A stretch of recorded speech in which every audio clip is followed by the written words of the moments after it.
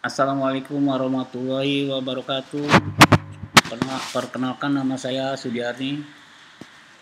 Alamat dengan sudiarni@gmail.com. Saya akan membawakan sharing tentang ilustrasi dari work order, PM, dan job plan. Work order rutin adalah sumbernya dari PM rutin. PM rutin itu sudah dibuat. Work order sendiri hanya informasi sederhana, yaitu hanya work order nomor dan waktu yang dibutuhkan. Ada target start, target finish, schedule start, schedule finish, actual start, dan actual finish. Kemudian isi detail dari para work order itu diambil dari PM. PM itu sudah dibuat dari planner, sudah direncanakan. Jadi hanya tinggal mengenerate saja, baik PM itu untuk overhaul, PM itu untuk rutin, atau time base. Oke, dalam PM itu ada informasi tentang nomor PM, nomor aset atau aset register, nomor peralatan, nama, pompa, pipa, peralatan dan lain-lainnya. Unit dan unitnya, unit 1, unit 2, dan seterusnya. Kemudian ada lokasi. Nah, di dalam PM juga ada yang bertuliskan tentang deskripsi. Umumnya orang menulis rutin mingguan pekerjaan AABB. Nah, pelaksanaan pekerjaan rutin pompa desal dan lain-lain. Kemudian ada frekuensi. Frekuensi itu akan dibuat kapan? Mingguan, bulanan, atau untuk overhaul. Kemudian ada penugasan bidang.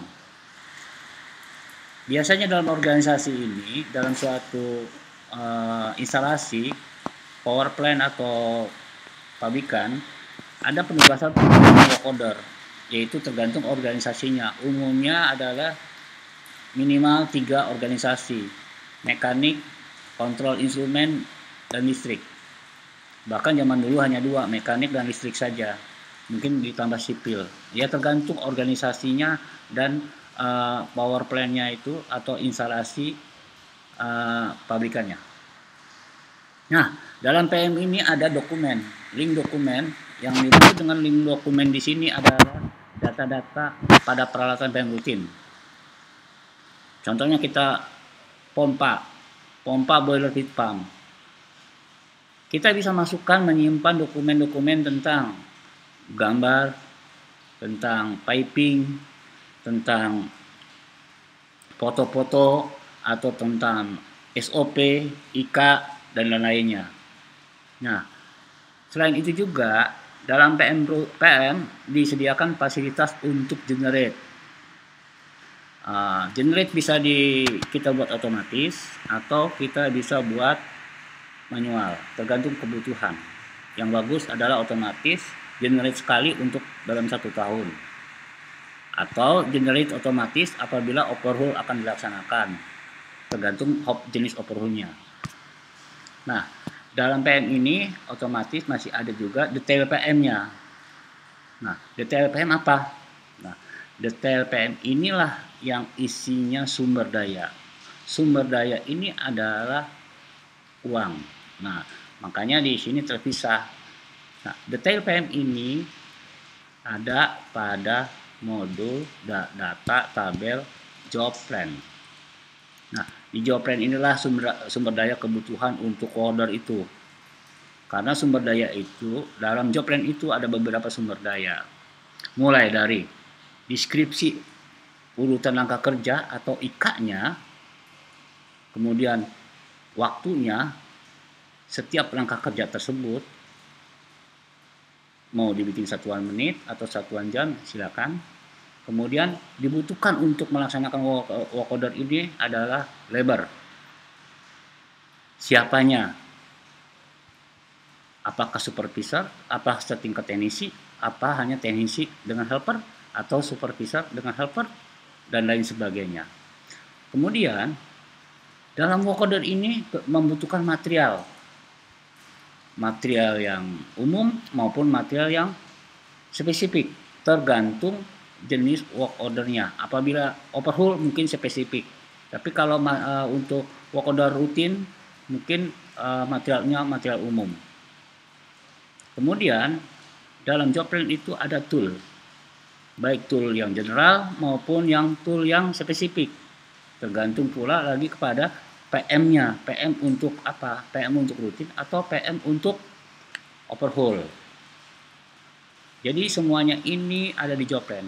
Job plan ini bisa satu untuk beberapa PM. Karena contohnya pompa di unit 1 dengan pompa di unit 2 langkah kerjanya sama, kebutuhannya sama. Makanya job plan-nya hanya cukup satu, tetapi PM-nya 2. Dan di generate-nya tergantung kondisinya. Nah, jadi work order-nya bisa tidak sama, bisa berbarengan atau bisa bersama-sama. Tapi job plan bisa satu untuk beberapa PM. Nah, akhirnya setelah di generate otomatis jadilah suatu work order seperti ini. Sudah ada tidak lagi tulisan PM atau tulisan job plan.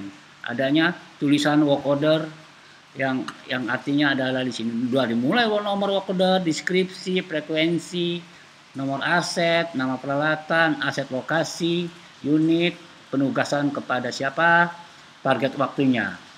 Target waktu yang keluar pertama adalah target start dari PM-nya dan target finish. Kemudian setelah didiskusikan antara planner dengan